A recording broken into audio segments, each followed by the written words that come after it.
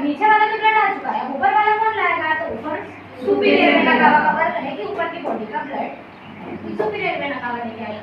और इनफिनिट ये दोनों डीऑक्सीजनेटेड ब्लड आते हैं ना एट्रियम में, इसमें राइट एट्रियम में इकट्ठा होते हैं। राइट एट्रियम में दो रास्ते होते हैं, एक तो होता है उसके पास लेफ्ट एट्रियम में जाने का, और दूसरा रास्ता होता है कि पल्मोनरी आर्टरी के थ्रू लंग्स तक जाने का, है।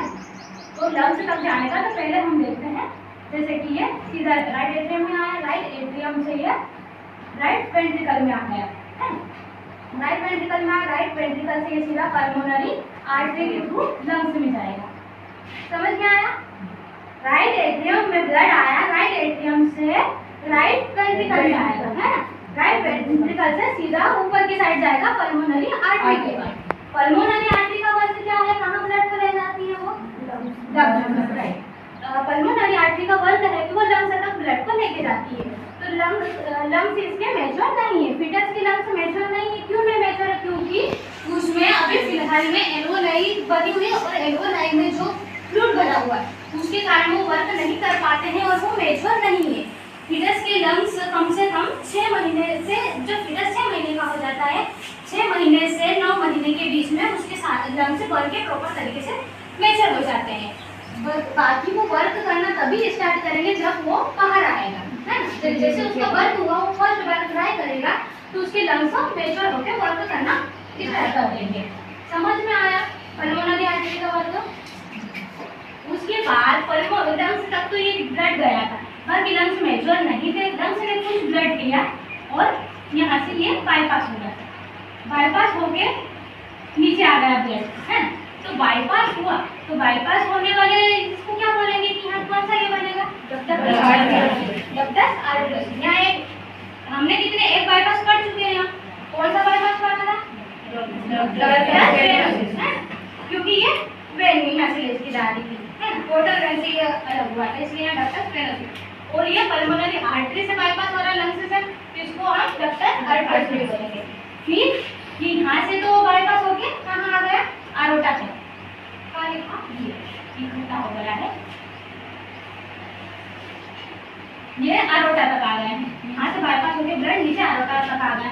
फिर जो हमने मतलब इधर देखा था फोरामेन ओवल, इनके बीच में राइट एट्रियम और लेफ्ट एट्रियम के बीच एक फोरामेन होता है। फोरामेन का मतलब एक छेद होता है वहाँ पे, जिससे ब्लड राइट एट्रियम से लेफ्ट एट्रियम में सीधा बाईपास हो जाता है। समझ में आया?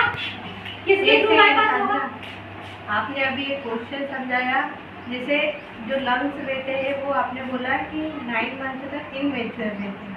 नहीं मैम, 6 मंथ से बनना स्टार्ट हो जाते हैं, मतलब तो 9 मंथ तक वो बन के कंप्लीट हो जाते हैं। उसके बाद वो वर्क कब करेंगे? जैसे वो फर्स्ट ट्राई करेगा, जैसे फीटस फर्स्ट बार होएगा। ठीक। अगर 7 मंथ की डिलीवरी अगर होती है तो लंग्स वर्क नहीं करेंगे? नहीं मैम, वर्क तो करेंगे, बाकी प्रॉपर तरीके से वो मेच्योर नहीं होते, इसलिए वो प्रॉपर वर्क नहीं करते हैं, बट मेच्योर नहीं रहते, मतलब प्रॉपर डेवलप नहीं हो पाए। पर इसका मतलब ये नहीं कि वो वर्क नहीं करेंगे। जैसे कि अगर 9 मंथ पूरे कंप्लीट हो गए और डिलीवरी होती है तो बेबी कैसा रहता है? एकदम हेल्दी रहता है और उसे किसी प्रकार की कोई प्रॉब्लम नहीं होती, सारी चीजें उसकी अच्छी रहती है, सारे ऑर्गन्स भी कंप्लीट हो जाते हैं सब। बाकी अगर 7 मंथ में हो रहा है तो लंग्स तो बन चुके हैं और वर्क भी करेंगे, बट पूरी तरीके से मेच्योर नहीं हो पाएंगे, जैसे उसे किसी प्रकार की फिर बाद में प्रॉब्लम भी हो सकती है, जैसे सांस लेने में भी प्रॉब्लम हो सकती है, कुछ भी हो सकता है, उसको कुछ किसी न किसी प्रकार की डिसीज हो सकती है अगर इमेच्योर आ रहा है, क्योंकि बेबी भी प्रीमेच्योर रहेगा, है ना, प्रीमेच्योर रहेगा। ये चीजें कॉन्सेप्ट क्लियर करना बहुत जरूरी है। अगर यही किसी को बता दिया तो ये सिर्फ एक ही क्वेश्चन कि 9 महीने में ही लंग्स काम करें, उसके नहीं 7 मंथ की डिलीवरी होगी फिर भी वो मेजर नहीं, प्रॉपर मेजर नहीं होंगे, मेजर तो हो जाएंगे क्योंकि मेजर होना उन्होंने स्टार्ट कर दिया, 6 मंथ से ही कर दिया है ना, 6 मंथ से ही ट्राई करते हैं तब एक्सपांड होते हैं, मेजर के पहले हो चुके हैं, वर्क करना स्टार्ट करते हैं, वो फर्स्ट ट्राई करता है तब। तो अपन कहाँ थे? यहाँ तक थे, आरोटा तक। जैसे अगर ब्लड सीधा इधर गया है ना, यहाँ से एट्रियम से आके सीधा इधर गया तो यहाँ का ब्लड भी और यहाँ का ब्लड भी इकट्ठा होके आरोटा तक आएगा।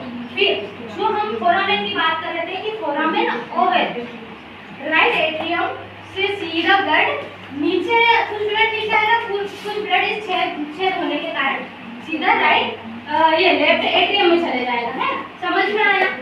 कुछ यहाँ पे सारा सुपीरियर और इंफीरियर वेना कावा का जितना भी ब्लड है उतना यहाँ पे इकट्ठा हो रहा है। इकट्ठा होने के बाद कुछ ब्लड राइट वेंट्रिकल में आ रहा है, राइट वेंट्रिकल के थ्रू पल्मोनरी आर्टरी में जा रहा है, पल्मोनरी आर्टरी के थ्रू लंग्स में जा रहा है, लंग्स में जो नहीं है जिसके कारण वो बाईपास हो गया, बाईपास हो गया आर्टरी में आ गया ब्लड। और बाकी जितना भी बचा हुआ ब्लड यहाँ पर फोरामेन ओवल यानी कि छेद होने के कारण इधर का ब्लड राइट एट्रियम में आ गया, राइट एट्रियम का ब्लड लेफ्ट एट्रियम में आ गया, है ना? लेफ्ट एट्रियम से सीधा ब्लड नीचे क्या आ गया, नीचे आ गया, जैसे लेफ्ट वेंट्रिकल, लेफ्ट वेंट्रिकल से सीधा होते हुए ये आरोटा के थ्रू यहाँ आ जाता है, आरोटा में आ गया। फिर आरोटा से डिसेंडिंग आरोटा यानी कि एब्डोमिनल आरोटा नीचे की साइड, है डिसेंडिंग मतलब नीचे वाले पार्ट में जितने भी बॉडी के नीचे वाले पार्ट है उनके तरफ ब्लड जाना शुरू हो जाता है डिसेंडिंग आरोटा के थ्रू। फिर डिसेंडिंग आरोटा के आगे आके दो शाखाओं में विभक्त होता है, ये है ना? पहले तक तो एक ही थी, फिर वो दो शाखाओं में विभक्त हो गई। उन दो शाखाओं का नाम हमने यहाँ दर्शाया गया है कि वो कौन सी शाखा है, आप बताओगे? Right left common artery, common iliac artery, है right left common iliac artery. फिर यही आर्टरी आगे जितने भी इनके बीच ऑर्गन्स आ रहे हैं उनको ऑक्सीजन वाला ब्लड देते हुए आगे बढ़ के दो शाखाओं में फिर एक एक आर्टरी विभक्त होती है। तो उन आर्टरियों को हम बोलेंगे एक्सटर्नल इलियक आर्टरी, और ये बाहर की साइड है ना? बाहर की साइड होने के कारण हम इनको बोलेंगे एक्सटर्नल इलियक आर्टरी। और जो अंदर की साइड है, अंदर की साइड को हम क्या बोलेंगे? बाहर वाली को तो एक्सटर्नल बोलेंगे, अंदर वाली को क्या बोलेंगे?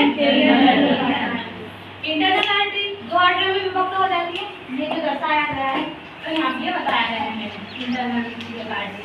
फिर ये इंटरनल इलियक आर्टरी